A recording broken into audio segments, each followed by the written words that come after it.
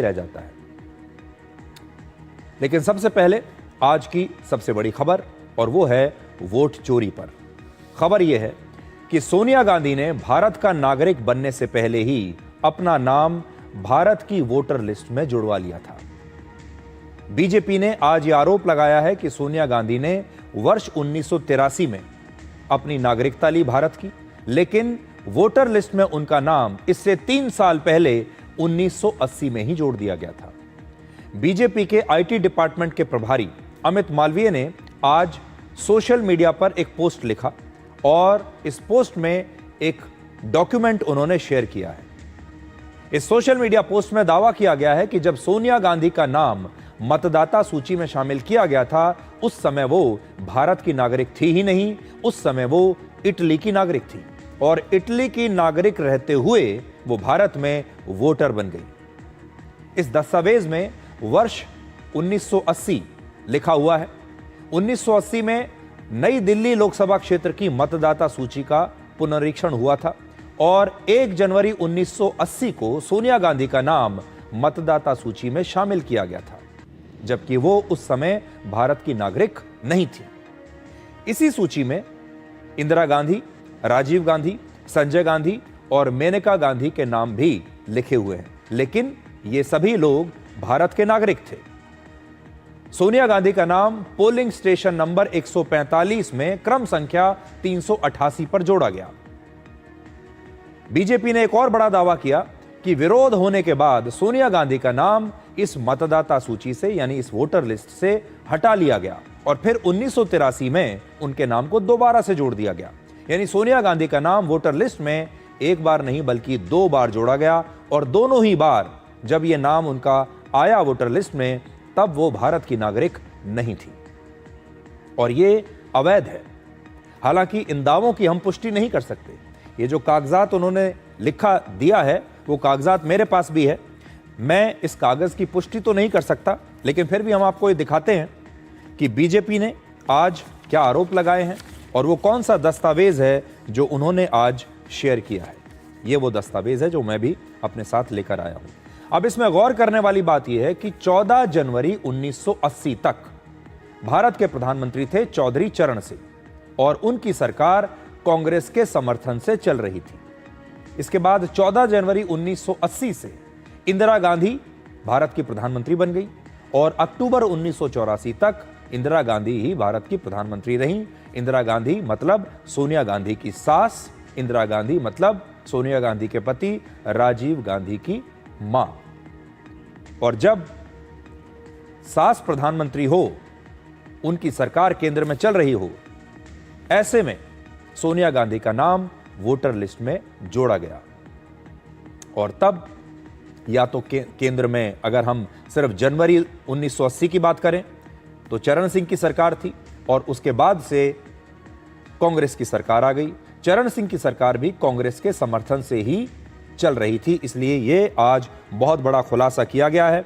और इसमें मेरे हाथ में जो कागज़ है ये देखिए, मैं आपको जो दिखा रहा हूं, इसमें अगर आप देखेंगे तो पूरे परिवार का नाम यहां पर लिखा हुआ है। देखिए, इसमें इंदिरा गांधी का नाम है, राजीव गांधी का नाम है, संजय गांधी का नाम है जो राजीव गांधी के भाई थे, और मेनका गांधी का नाम है और साथ ही सोनिया गांधी का नाम भी इसमें लिखा हुआ है। तो वोट चोरी पर यही आज की सबसे बड़ी खबर है कि सोनिया गांधी ने भारत का नागरिक बनने से पहले ही अपना नाम भारत की वोटर लिस्ट में जुड़वा लिया था। बीजेपी ने यह आरोप लगाया है कि सोनिया गांधी ने 1983 में यह नागरिकता ली, लेकिन वोटर लिस्ट में उनका नाम 3 साल पहले जुड़ चुका था।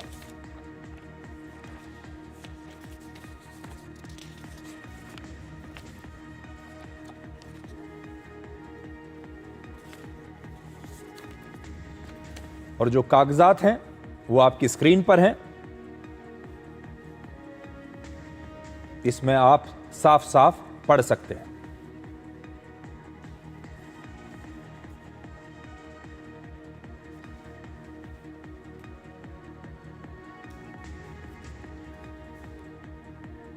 तो ये तो सोनिया गांधी की बात है। अब देखिए कि राहुल गांधी इन दिनों सोशल मीडिया पर वोट चोरी को लेकर अलग अलग विज्ञापन पोस्ट कर रहे हैं। इससे यह पता चलता है कि कांग्रेस पार्टी ने यह सोच लिया है कि वो वोट चोरी को अब अपना सबसे बड़ा मुद्दा बनाने वाले हैं और कांग्रेस पार्टी ने एक रणनीति के तहत वोट चोरी को लेकर कई सारे विज्ञापन बनाए हैं। एक बहुत बड़ी कैंपेन उन्होंने चलाई है और वो विज्ञापन अब राहुल गांधी सोशल मीडिया पर पोस्ट कर रहे हैं, जिसमें अगर आप देखेंगे तो आपको ऐसा आभास होगा जैसे पूरे देश में ही वोटों की चोरी हो रही है और नकली जो वोटर्स हैं आपकी जगह नकली वोटर वोट डाल रहे हैं। लेकिन अब बड़ा सवाल यह है कि राहुल गांधी के अपने ही परिवार का नाम अब नकली वोट के एक बड़े स्कैम में आ गया है और उनकी मां जो है सोनिया गांधी, उनके बारे में कहा जा रहा है कि उन्होंने देश का नागरिक बनने से पहले ही वोटर लिस्ट में अपना नाम जोड़ लिया। बीजेपी ने आज जिस तरह वोटर चोरी के मामले में सोनिया गांधी का जिक्र किया है, उससे राहुल गांधी के पूरे कैंपेन की अब हवा निकल जाएगी। अब आपको एक तस्वीर दिखाते हैं। बैलेट पेपर से वोटिंग जब हुआ करती थी, जब बैलेट पेपर से वोटिंग हो रही है, तब सोनिया गांधी के साथ उनके पति राजीव गांधी खड़े हैं और राजेश खन्ना भी उस समय मौजूद हैं। तो पहले कुछ इस प्रकार से जो वीआईपी परिवार हुआ करते थे, उनके लिए नियम कानून नहीं चलते थे। वैसे अगर आप आज वोट डालने के लिए जाते हैं तो जब आप वोट डाल रहे होते हैं तो आपके आसपास उम्मीदवार का होना गैर कानूनी माना जाता है। आप अकेले जाते हैं, गुप्त रूप से अपनी वोटिंग करते हैं। कोई भी इंसान आपके आसपास नहीं होना चाहिए। उम्मीदवार तो बिल्कुल नहीं होना चाहिए, किसी पार्टी का नेता आपके आसपास नहीं होना चाहिए। जब आप वोट डालने के लिए जाते हैं तो आप अकेले ही जाते हैं। लेकिन पहले जब सरकारें अपनी हुआ करती थीं तो गांधी परिवार के सदस्य कैसे वोट डालते थे, यहां पर आप देख सकते हैं। आज मैं आपसे पूछता हूं कि अगर आप आज अपने परिवार के किसी सदस्य को वोट डालने के लिए बैलेट पेपर के पास या ईवीएम के पास ले जाना चाहें तो आपको इसकी इजाजत नहीं मिलेगी। लेकिन गांधी परिवार ऐसे ही वोट डालता था। आज बीजेपी ने कांग्रेस पर वोट चोरी से जुड़े कई और घटनाओं का जिक्र किया है और बताया है कि कैसे कांग्रेस में हर बार चुनाव हारने पर कोई ना कोई बहाना खोज लिया जाता है और राहुल गांधी सिर्फ अपने परिवार की इस पुरानी परंपरा को निभा रहे हैं कि जब भी उनके परिवार में दूसरे लोग भी जो थे, वो जब चुनाव हारते थे तो दोष किसी न किसी के ऊपर डाल दिया करते थे। 1957 में बूथ कैप्चरिंग करके कांग्रेस ने काम किया।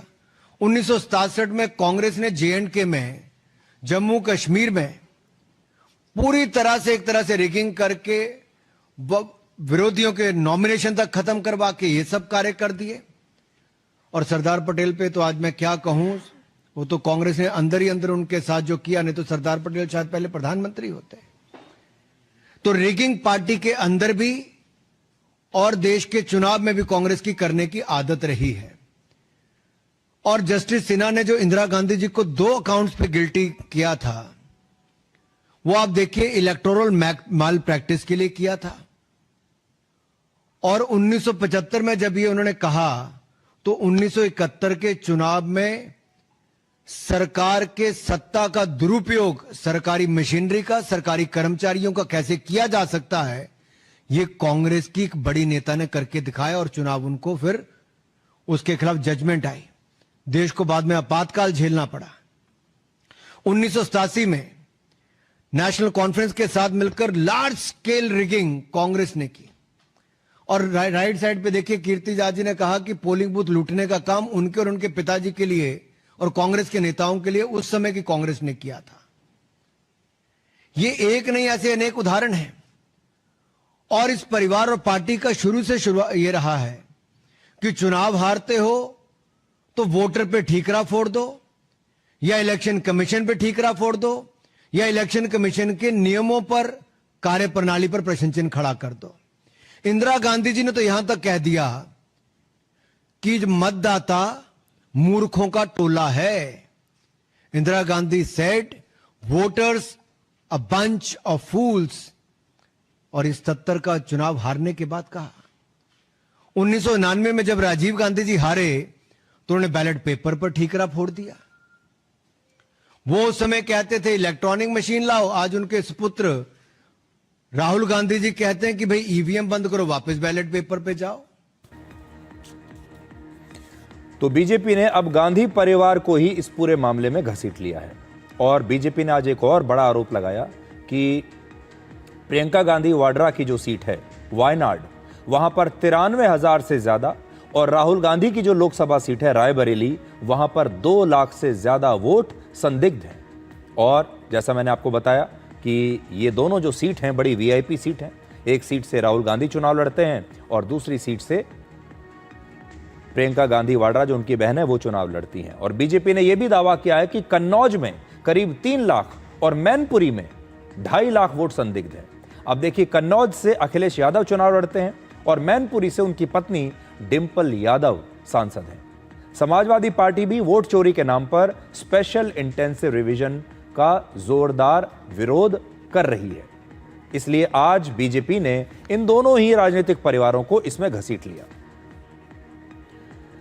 अब आज आपको इतिहास में ले जाना बहुत जरूरी है, क्योंकि आज आपको यह पता होना चाहिए कि एक ज़माने में, आज तो वोट चोरी की बात हो रही है, एक ज़माने में वोटों की डकैती हुआ करती थी और वोटों के बड़े बड़े डकैत थे। आप में से बहुत सारे लोग शायद 1980 और 1990 के दौर में या तो पैदा नहीं हुए होंगे या आपको याद नहीं होगा कि जब ईवीएम नहीं थी हमारे देश में और जब बैलेट पेपर से यानी कागज़ से वोट डाला जाता था, तब हमारे देश में क्या होता था। आज आपको पुराने ज़माने की कुछ तस्वीरें दिखाते हैं। माना जाता है कि भारत में पहला बूथ कैप्चरिंग का मामला वर्ष 1957 में बिहार के बेगूसराय जिले में आया था।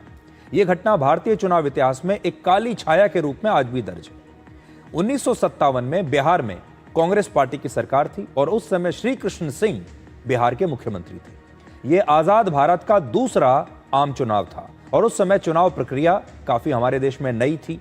बिहार में 1957 से बूथ कैप्चरिंग का जो सिलसिला शुरू हुआ वो उसके बाद कई दशकों तक रुका नहीं और 1995 आते आते ये जो बूथ कैप्चरिंग का बिजनेस मॉडल था, ये राजनीति का एक बहुत बड़ा हिस्सा बिहार और दूसरे राज्यों में बन गया।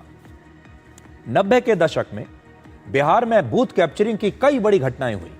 तब पूरे देश में इन घटनाओं की चर्चाएं हुआ करती थी। जो अखबार थे और बड़ी बड़ी पत्रिकाएं थी, उनमें बूथ कैप्चरिंग पर कवर स्टोरीज छपती थी और अखबारों की हेडलाइंस बूथ कैप्चरिंग को लेकर बना करती थी। आज वही पुरानी कुछ तस्वीरें हमने आज आपके लिए दूरदर्शन की लाइब्रेरी से निकाली हैं। ये जो तस्वीरें आप देख रहे हैं, ये दूरदर्शन की लाइब्रेरी से हमने आज आपके लिए खास तौर पर निकाली हैं कि 90 के दशक में कैसे जो गुंडे बदमाश हुआ करते थे, डकैत हुआ करते थे, वो इन अवैध हथियारों के बल पर बूथ्स को लूट लिया करते थे। 90 के दशक में बिहार को बूथ कैप्चरिंग की प्रयोगशाला कहा जाता था और बूथ कैप्चरिंग का जो काम था वो राजनीतिक संरक्षण में हुआ करता था। यानी जो लोग थे इन्हें भाड़े पर लिया जाता था और इनकी संरक्षण का काम सरकारें या फिर नेता किया करते थे। पॉलिटिकल पार्टीज इन्हें संरक्षण दिया करती थी, इनका ध्यान रखती थी, क्योंकि चुनाव में ये सारे जो लोग हैं ये उनके काम आएंगे। चुनाव में जीत सुनिश्चित करने के लिए गुंडों और बाहुबलियों को इस्तेमाल किया जाता था। ये लोग अवैध हथियार अपने साथ रखते थे, बाहुबली थे और इनका काम ही था बूथ कैप्चर करना, यानी चुनावी बूथ को लूटना। ये वोटों के लुटेरे थे। जैसे आज आप जो सुन रहे हैं, अभी लोग कह रहे हैं कि वोटों की चोरी हो रही है। यह वो जमाना है जब वोटों को लूट लिया जाता था। ये वोटों के लुटेरे थे, ये डकैत थे, वोटों की डकैती पड़ती थी, क्योंकि उस समय कोई डेटा उपलब्ध होता नहीं था, सब कुछ ऐसे कागज पर होता था। तो ये लोग जाते थे बूथ पर, जितने भी वोट थे उनको लूट लिया करते थे और धीरे धीरे इसी बूथ कैप्चरिंग की वजह से बिहार की राजनीति में बाहुबलियों का कब्जा हो गया, गुंडे बदमाशों का कब्जा हो गया। और ये जो गुंडे हैं ये पहले नेताओं के लिए बूथ कैप्चरिंग करते थे और बड़े बड़े नेताओं को पैसा लेकर चुनाव जितवाते थे। जो ज्यादा पैसा देता था उसके लिए काम करते थे। फिर इन सारे गुंडे बदमाशों को, डकैतों को ये समझ में आया कि अगर हम अपनी ताकत के बल पर किसी नेता को चुनाव जितवा सकते हैं तो हम खुद क्यों नहीं चुनाव जीत सकते। तो इससे बढ़िया तो यह है कि हम खुद चुनाव लड़ लें और यहीं से गुंडे, बदमाश, डकैत, जो इस प्रकार के अपराधी प्रवृत्ति के जो लोग थे, इनकी राजनीति में एंट्री हुई और फिर ये खुद चुनाव लड़ने लगे और बूथ कैप्चरिंग के दम पर ये लोग विधायक बनने लगे, सांसद बनने लगे। और उस जमाने में मैं आज नाम नहीं लेना चाहता, लेकिन बहुत सारे लोग ऐसे हैं जो लंबे समय तक राजनीति में रहे और उनकी राजनीति में एंट्री ऐसे ही हुई थी। पहले वो बाहुबली हुआ करते थे, दूसरे नेताओं को बूथ कैप्चरिंग करके बंदूक के सहारे चुनाव जितवाते थे, फिर खुद चुनाव जीतने लगे। और गुंडे जब बाहुबली और नेता बन गए, उस समय बूथ कैप्चरिंग करने वाले कई गैंग्स देश भर में अलग अलग राज्यों में सक्रिय थे। बिहार में सक्रिय थे, पश्चिम बंगाल में सक्रिय थे। और उस समय ये गैंग्स बूथ कैप्चरिंग के लिए कैसे काम करते थे, आज आपको सुनना चाहिए। और ये पुराना एक इंटरव्यू में आपको ऐसे ही एक बूथ कैप्चर करने वाले डकैत का आज सुना रहा हूं। आप खुद सुनिए हमारे देश में पहले चुनावों का कैसे मजाक उड़ाया जाता था। पूरा जोर शोर से तैयारी है, पूरे बिहार में तैयारी चल रहा है जोर शोर से। जो नेता भी ज्यादा पैसा देगा उसको सपोर्ट किया जाएगा। हम लोग तैयारी कर रहे हैं पूरी जोर शोर से। ISI के द्वारा पैसा की कमी नहीं है। गोली का जरूरत है, बम का जरूरत है, बारूद का जरूरत। बूथ कैप्चरिंग का तो जहाँ तक प्रश्न है, हम हर एक बूथ पर चाह रहे हैं कि अपने आदमी को रिपोर्ट कर दें और हमारे पास सभी तरह का साधन मौजूद है। गाड़ी, घोड़ा, आर्म्स, पैसा, कोई चीज का मतलब कोई कष्ट नहीं है। जिस तरह से भी हो हमको बूथ पर कब्जा करना है। पैसा कहाँ से आ रहा है? और जैसे कि हम लोगों का तो पैसा ही यही है, प्रशासन तो करता ही है ऐसा। उससे हम लोग को तो हर साल ऐसा व्यवस्था अपना करता है, लेकिन वो तो सिर्फ किताबी होता है यहाँ पे, और हम लोग का होता है जवानी होता है। हम लोग निकलते हैं फील्ड में, हम लोग निकलते हैं बूथों पर, तो उससे हम लोग को कोई दिक्कत नहीं प्रशासन से। ये बातें आज बहुत पुरानी हो चुकी हैं। हमारे देश में वैसे भी लोगों की याददाश्त बड़ी कमज़ोर रहती है, तो लोग अब उस ज़माने को भूल चुके हैं जब चुनाव का मजाक बनाकर इन लोगों ने रख दिया था।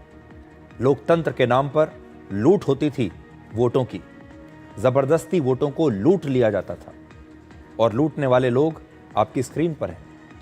तब किसी ने शोर नहीं मचाया, तब कोई सड़कों पर नहीं उतरा, और वही लोग जो इन वोटों की डकैती डाल डालकर वर्षों तक सरकारों में रहे, वर्षों तक उन्होंने, दशकों तक अपनी सरकारें चलाई।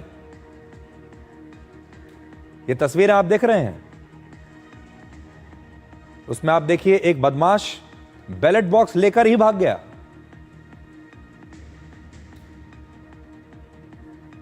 जब इस तरह की तस्वीरें सामने आती थीं, तब इनमें से किसी विपक्षी नेता को कोई परेशानी नहीं, क्योंकि तब वो इसके लाभार्थी थे। इसी बिजनेस मॉडल की वजह से वर्षों तक, दशकों तक सरकारें चलाते रहे। और आज वही लोग वोट चोरी का मुद्दा उठा रहे हैं। बिहार में एक ऐसा दौर आ गया था कि पंचायत के चुनाव से लेकर लोकसभा के चुनाव तक हर चुनाव में बूथ कैप्चरिंग यानी वोटों की डकैती हुआ करती थी। मतदान केंद्र से वोटों को लूट लिया जाता था, मतदान केंद्र पर बम फेंके जाते थे, वहां पर गोलियां चलती थी। तब लोगों ने मतदान केंद्र पर जाना ही छोड़ दिया। एक समय ऐसा आ गया कि लोग वोट डालने जाते ही नहीं थे, और जो लोग वहां नहीं जाते थे डर के मारे, उनका वोट कोई और डाल देता था। उसके बाद इलेक्ट्रॉनिक वोटिंग मशीन्स की शुरुआत हुई हमारे देश में, ताकि यह सब कुछ रुक सके। 1998 में पहली बार मध्य प्रदेश, राजस्थान और दिल्ली की 16 विधानसभा सीटों पर इलेक्ट्रॉनिक वोटिंग मशीन का इस्तेमाल हुआ। बिल्कुल नई चीज थी, और इसे इसलिए लाया गया ताकि ये वोटों की डकैती रुक सके, क्योंकि ये इलेक्ट्रॉनिक वोटिंग मशीन्स थी।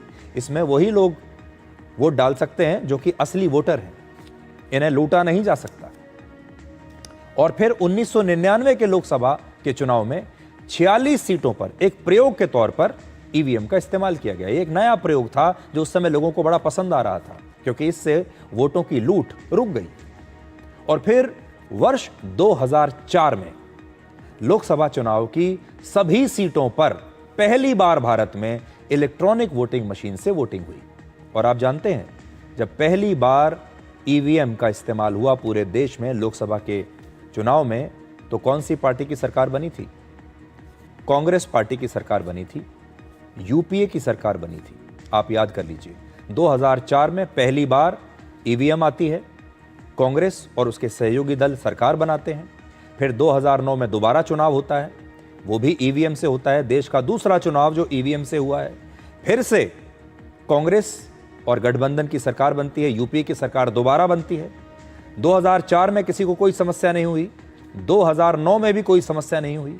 अब 2014 के चुनाव में कांग्रेस चुनाव हार जाती है, सिर्फ 44 सीटें आती हैं और उस दिन से लेकर आज तक कांग्रेस दोबारा सत्ता में नहीं आई। और तब से लेकर आज तक, 2014 से लेकर अब 2025 हो गया, कांग्रेस का एक ही मुद्दा है कि चुनावों में धांधली हो रही है, इलेक्ट्रॉनिक वोटिंग मशीन्स ठीक नहीं है, इनकी सेटिंग कर ली गई है और चुनाव ठीक से नहीं हो रहे, हमारे वोटों की चोरी हो रही है।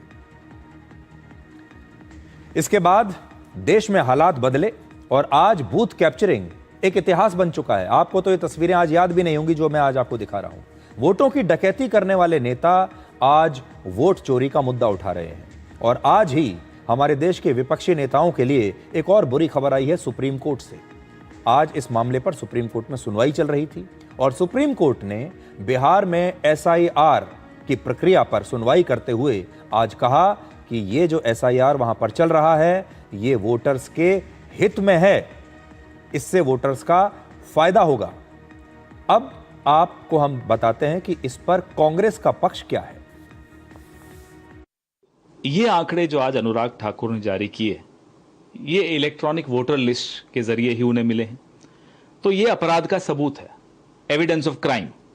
अब हम अगले 24 घंटे में अनुराग ठाकुर से ये मांग करते हैं कि ये एविडेंस ऑफ क्राइम को हमारे हाथ में दे और फिर हम सवाल और पूछेंगे, क्योंकि वही बात उन्होंने भी उठाई जो हम उठा रहे हैं, लेकिन हमें 6 महीने लगे, इन्हें 2 दिन में मिल गए। तो एविडेंस ऑफ क्राइम जो इनके पास है, ये इनके अपने पास रख नहीं सकते, इन्हें ये हमें देना चाहिए ताकि हम आगे जो भी कार्रवाई हमें करनी है वो करें। और मैं फिर दोहराता हूं, वाराणसी के भी आंकड़े जो बहुत कम मार्जिन से प्रधानमंत्री जीते हैं, वो भी आंकड़े हम सबको दें ताकि आगे और भी इस पे कार्रवाई हो सके।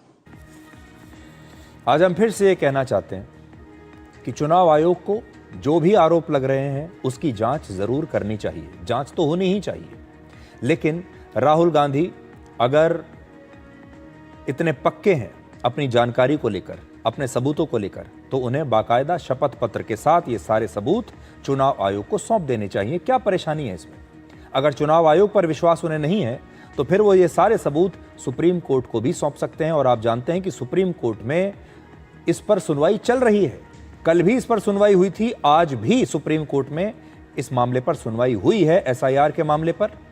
और सुप्रीम कोर्ट ने आज भी चुनाव आयोग के पक्ष में ही टिप्पणी की है और कहा है कि ये जो एसआईआर की प्रक्रिया है ये वोटर्स के हित में है, इससे वोटर्स को ही फायदा होने वाला है। तो राहुल गांधी के लिए हमारे पास सलाह यही है कि वो सुप्रीम कोर्ट जाएं, ये सारे सबूत सुप्रीम कोर्ट को दे दें, या फिर चुनाव आयोग जाएं, उनके पास जितने भी सबूत हैं, उन्होंने जो भी होमवर्क किया है वो चुनाव आयोग को दे दें। लेकिन अगर आप देखेंगे, राहुल गांधी चुनाव आयोग या सुप्रीम कोर्ट जाने की बजाय सिर्फ सड़कों पर उतरकर विरोध प्रदर्शन कर रहे हैं, सिर्फ सोशल मीडिया पर विज्ञापन डाल रहे हैं, नए नए अपने वीडियोस बना रहे हैं। ये सब करने की बजाय उन्हें संवैधानिक रास्ता अपनाना चाहिए। अब आपको आज की दूसरी बड़ी खबर बताते हैं। पाकिस्तान के प्रधानमंत्री शहबाज शरीफ ने सिंधु जल संधि पर